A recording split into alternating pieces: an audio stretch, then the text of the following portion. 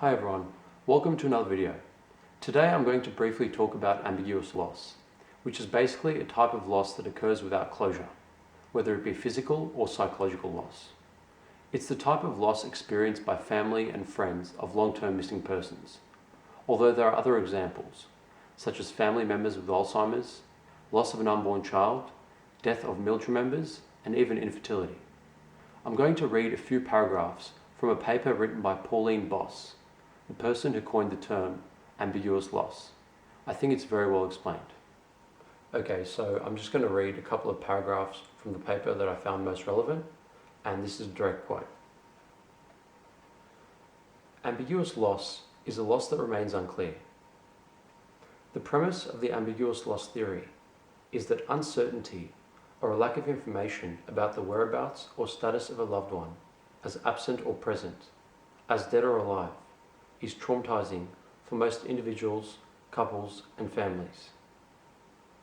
The ambiguity freezes the grief process and prevents cognition, thus blocking coping and decision-making processes.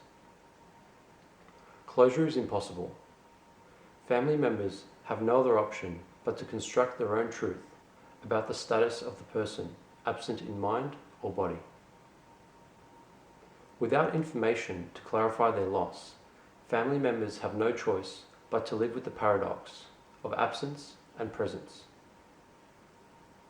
For example, when families are separated by military deployment, they of course hope to be reunited again, but also know that they will never be the same as they were before the separation.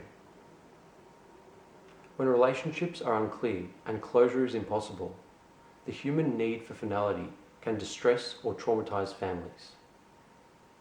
Whether it is caring for a mate in the grip of dementia from Alzheimer's, or waiting to learn the fate of a child gone missing, the ambiguity in such losses immobilizes and traumatizes. Bereft of rituals to support them, because the loss is unverified, families are left on their own. Because of their ambiguity, relationships dissipate, as friends and neighbours do not know what to do or say to families with unclear losses. For all of these reasons, ambiguous loss is a relational disorder and not psychic dysfunction.